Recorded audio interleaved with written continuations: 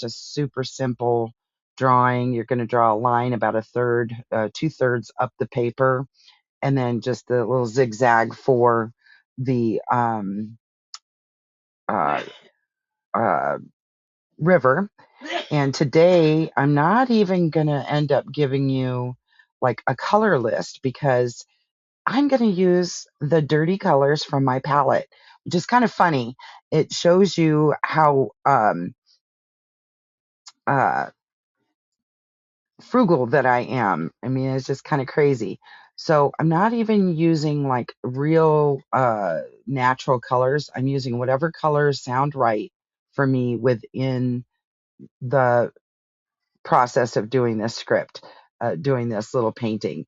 So here I just started off with a yellowish green that I found in my palette, and a turquoise is the next line. I did not wet the paper. I've just got an extremely wet brush with paint. And then I've got a pink. So all that we're doing is utilizing the values. I went from light to medium to even lighter, and just kind of filled in that top area of the skyline. And that's going to be like, I don't know, the sunset. Really um, kind of fun and easy. And I just think it's kind of fun that I'm just using whatever colors I find in my palette. I swore I wasn't going to reach into anything but what was on my dirty palette. And why this is kind of fun for you is that you get to do the same thing. I mean, we're just kind of pulling it all together and making those lines on that paper and letting them kind of fade together. And, wherever I feel like I want to go a little darker or touch it up, I can. Now, what I'm doing here is getting ready to fill in the um, the little river that I've painted going down using the colors that I used in the sky for the river, so that the sky is reflecting down into the river. So I did just that little tiny touch of pink, which you're probably not going to see. And actually, I'm going to have to update that a little bit when we get closer because there'll be mountains there. And so I just kind of followed the same rows that I've got up in the sky down into the river. And it's just kind of fun, just kind of pulling it off to the side there. And I am working wet on dry. And I know any of you who have taken classes from me before, this is a little weird, right? I usually work wet on wet. But I tried my hardest to follow the same routine that was taught to me the very first time that I did a landscape. And I will forever be in Lacey's debt for teaching me this first process. So as you see here, I'm using a dryer to speed up the drying process because I'm going to be layering on top of this with the next color, which is going to be a super light purple color.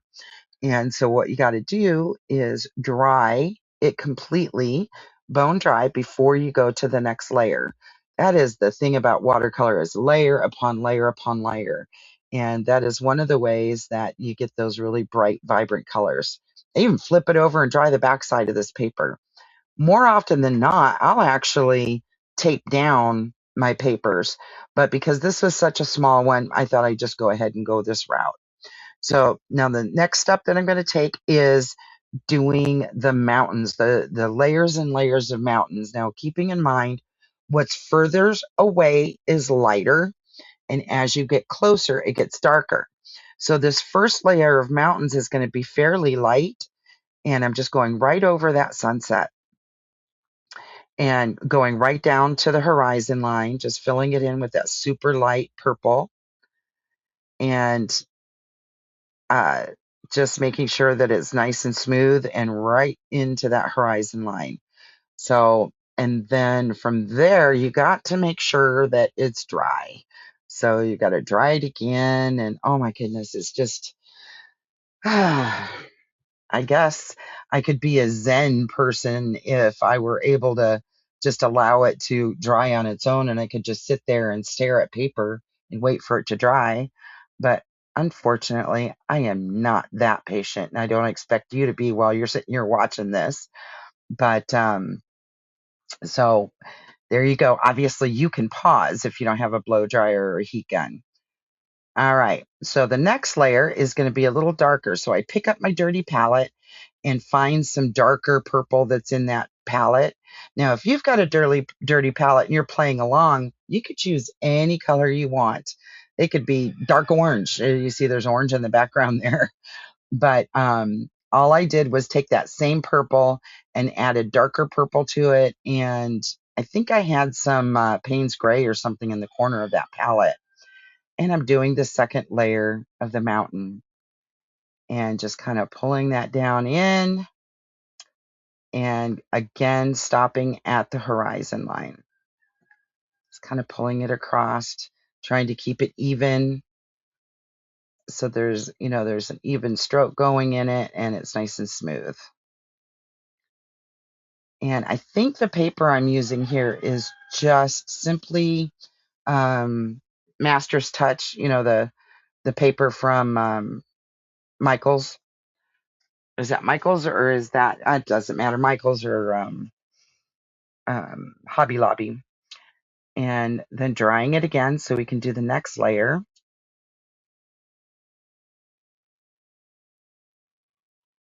And yeah, I'll never forget the very first time that I did this little scene. It was so much fun.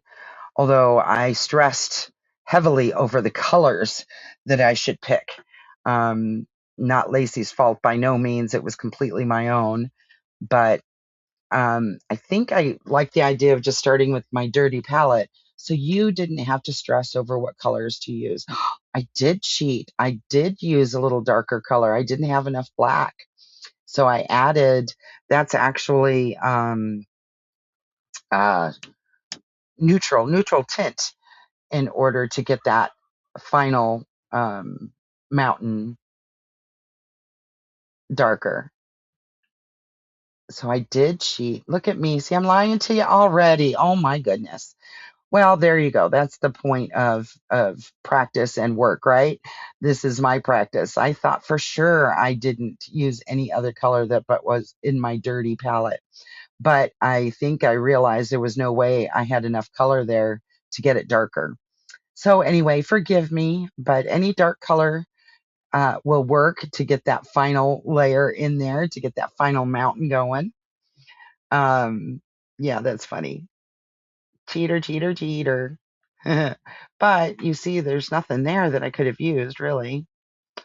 But anyway, so you're just following another line. I didn't draw up the mountains. They're just, kind of visualizing the way when you look into the uh, off into the distance, you see the layers of mountains that you see. And it's amazing to me, this simple little tactic, how accurate that actually is. It's pretty funny. And there it is. I'm touching up the river, just making sure that the river is reflecting the mountain and not that pink. So isn't that wonderful? Isn't that the most wonderful thing about watercolor? Now, and I pulled it down along the side because what I'm doing is giving a little depth to that river so you can see that there's a little ridge, you know, a river just doesn't float in the middle of the sky. It has some dimension. So I just pulled that dark purple down into the edge of the water on the one side in order to give it some depth.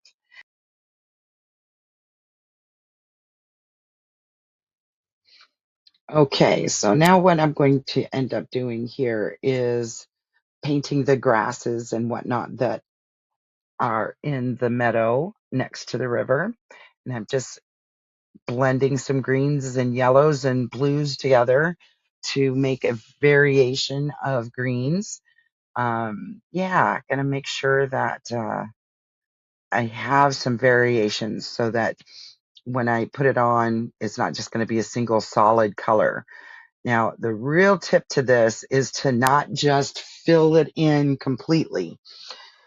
Kind of using the side of your brush, you're going to dance that brush across the page, right up to the side of the river there. Um, Using different colors, see them darker towards the front, lighter towards the back, leaving a little bit of white space there.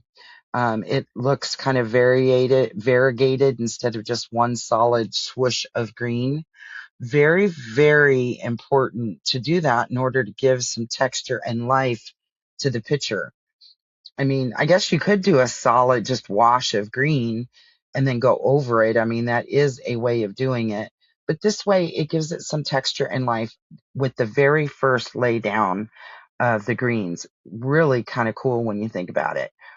I have to say that was probably one of the things I did a lot was just solid. Everything was solid. I had difficulty in um, mixing those colors up.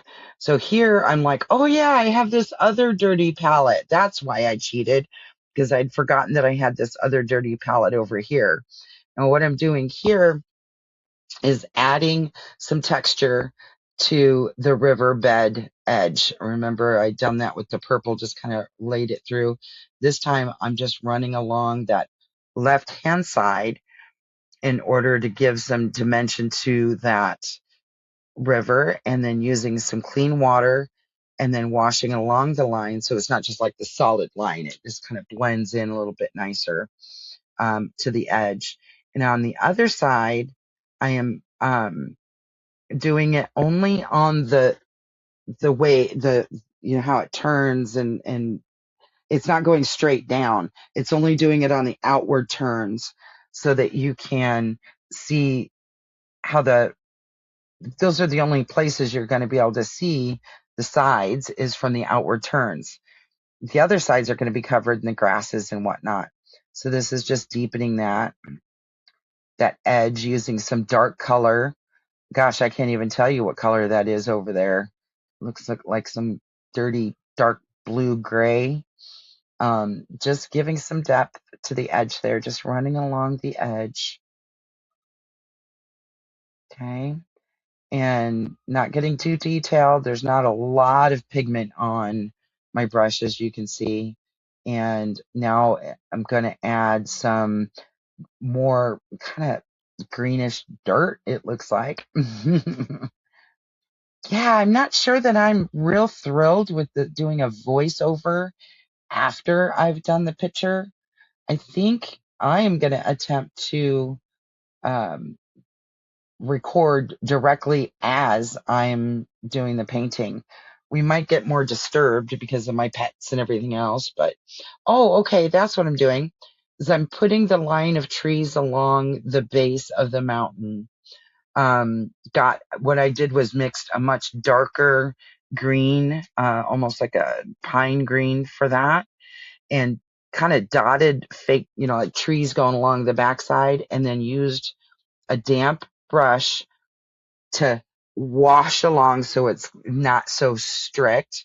And then on this side, I wet it before I put the paint down, just so you could see the different ways, and used a wet paper and damp, very pigmented, not a lot of water, and just dotting that across the edge of the mountain. So it's like a tree line. And the water, the wet water, or the wet paper, will allow for the tree to kind of spread out and mingle like you did on the other side with just a damp brush dragging it down.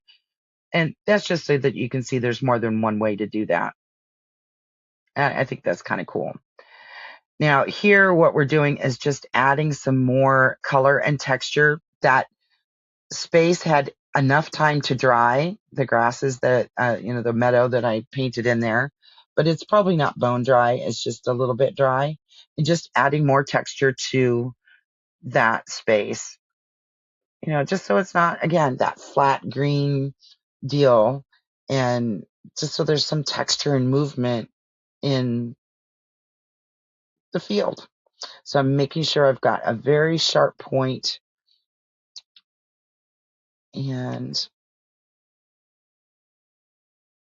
now I'm curious. I'm trying to remember what I did here. Looks like I'm trying to make extremely dark. Oh yeah, I'm just doing grasses, and I wanted a very strong point to my brush so that the little grasses will just kind of look sharp and easy. And I'm doing the outside edge of the river, and then just kind of throughout, just dotting some grasses throughout, bigger the closer to you, smaller towards the back. And just kind of going along the edge, just trying to keep it basic. Oh my, and my AC just went on, so that means that there's going to be some serious noise effects in the background here. Oh wow, sorry about that. Let me pause this really quick. Let's see.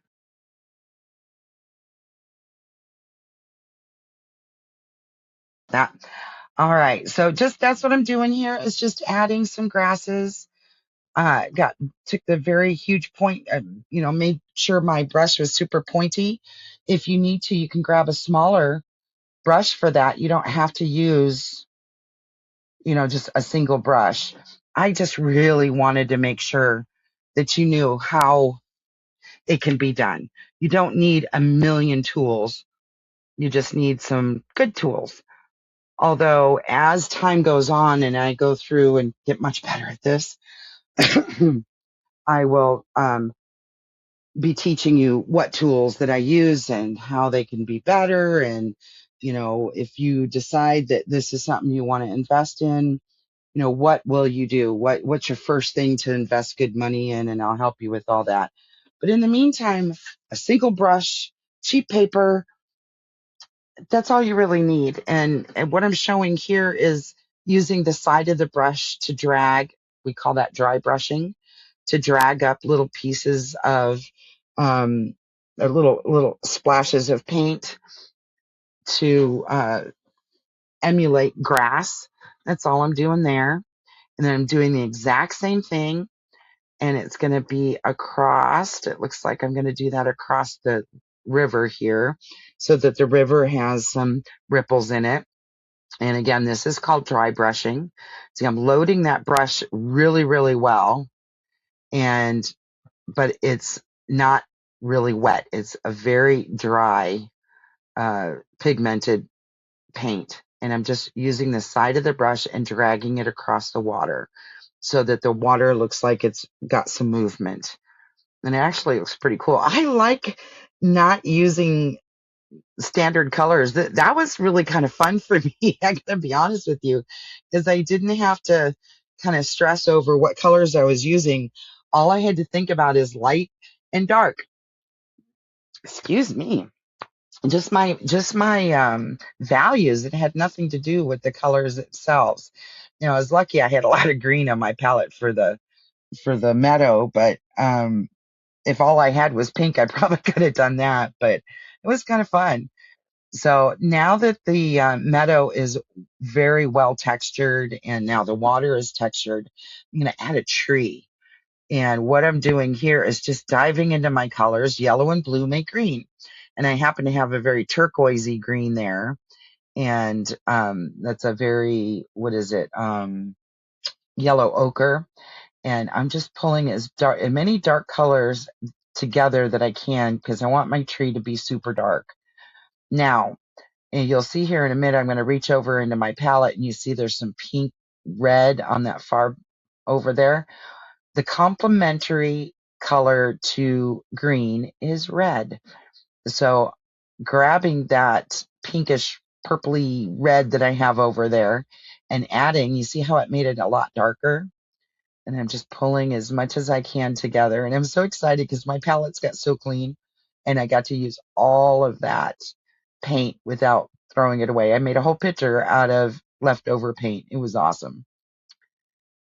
So yeah, there we go. Just digging it out of there, just trying to get as dark as I possibly can.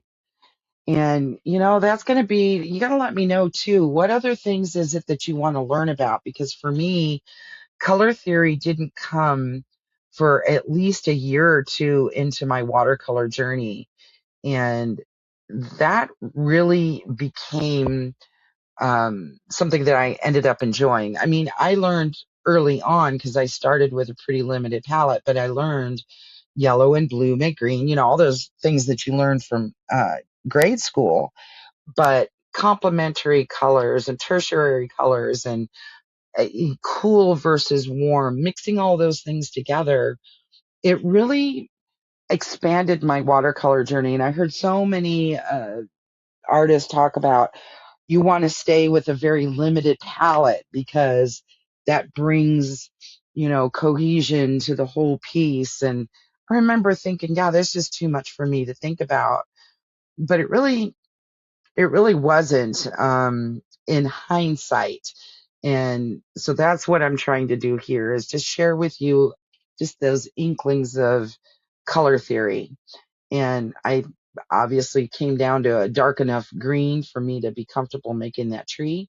And a tree is just kind of dotting and dragging side to side. It definitely takes some practice. And you might want to practice on a little scratch sheet of paper before you dive into your picture. But you kind of go from the center and tap to the left, tap to the right. You tap and drag, and lift up the edges to make those little tree shapes and the branch shapes and whatnot. And when people first start out, it looks like you're just making a bunch of little dots. And that's a lot of times what in my tree looked like in the very beginning was just a bunch of dots pulled together. But with practice, pulling that tree, um, you know, lifting up the edges to make actual branches, remembering to leave some white space in there so that you can see behind the tree a little bit, not making it completely solid.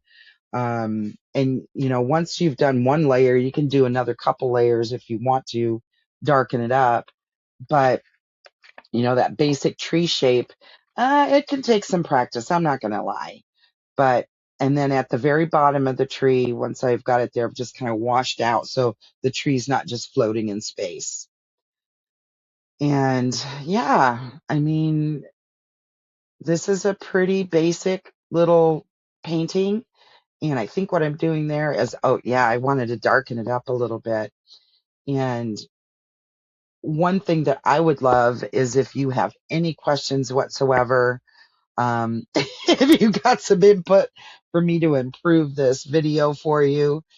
But I really would love for you to share. I wish you could do that. I don't know if you can in YouTube, but you can share with me any of your pictures that you've got on Facebook, because I'm all over Facebook too. So you can go there and share if you'd like to.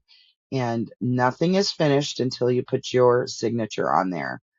And I don't care if you love your piece or you think it's crap. You need to make sure to put your signature on there because that's all important. And all right, just like you, I'm doing something new here, wanting to teach YouTube video tutorials. And I can't wait for a couple of years to be down the road so I can look back at this one and laugh my ass off. But I hope this taught you something and that it inspires you to go ahead and just do something that maybe you haven't done before. Play and learn and love. All righty. I love you all. Talk to you soon.